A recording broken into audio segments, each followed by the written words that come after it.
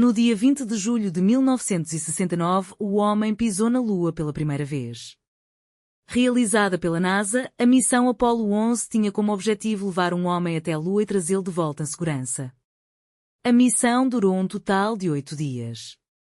A bordo do módulo de comando Columbia, Michael Collins, Buzz Aldrin e Neil Armstrong foram os 3 astronautas enviados ao nosso satélite natural. Um pequeno passo para o homem, um salto gigante para a humanidade.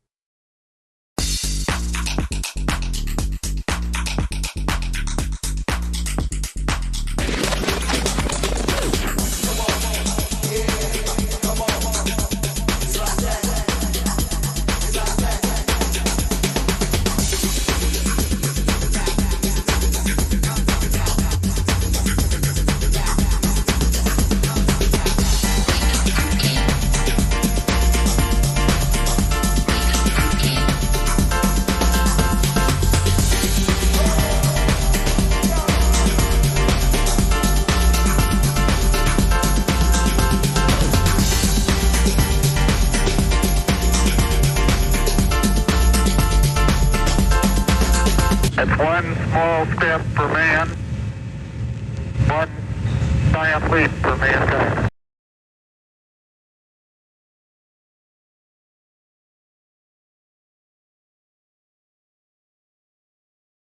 Have you ever jumped off the Earth and into space? Probably not. Gravity always pulls us back. Have you ever jumped off the Earth and into space? Probably not. Gravity always pulls us back. You need to jump 40,000 kilometers per hour to leave Earth. That's 40 times faster than a jumbo jet. To go that fast, you need special engines, rocket engines. You know when the air goes out of a balloon, the air goes one way and the balloon goes the other, right? Well, rocket engines do the same, but with fuel. By burning fuel, gas is pushed out, insanely fast. That pushes the rocket the other way, insanely fast. Fuel burns up quick though, so you need a lot.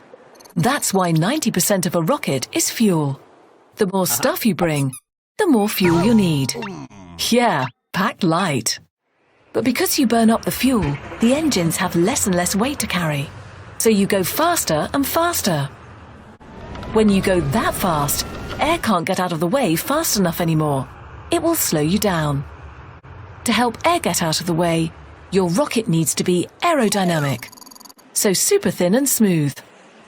Only then can you go fast enough to leave Earth.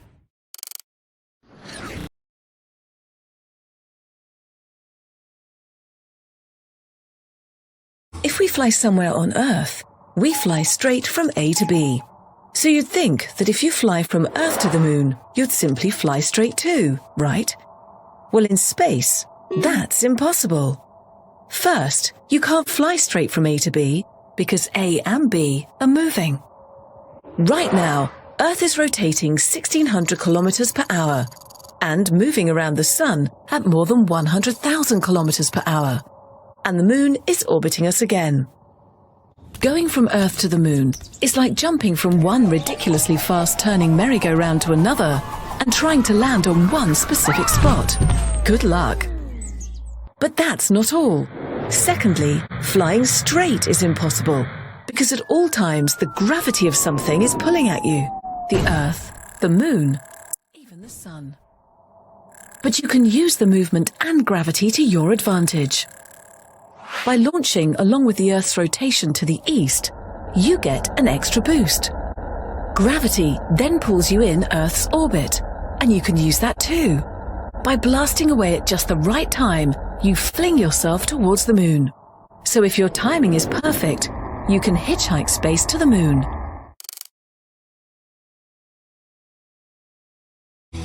There are 2 ways to land on the Moon: a hard landing and a soft landing. A hard landing is, like that. We wouldn't survive.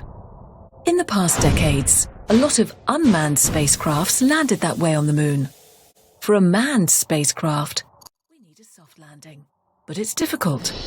The last time we humans landed on the Moon was in 1972. One small step for, well, you know the one. But what makes it so difficult? Well, it starts at 100 kilometers, in orbit. There it's about kicking yourself out of orbit at the exact right time, with special engines, called thrusters. Just a second too late, and you miss your target. At 10 kilometers, it's all about slowing down. But how? There's no air, so a parachute won't work. You need thrusters again. But now, in the other direction. Once you're at 2 kilometers, you have just 2 minutes to scan the surface, find a safe spot, and navigate there. Good luck. So only if you leave orbit at the right moment, slow down, and find a safe spot in time, you can soft land on the moon and take your very own one small step for man.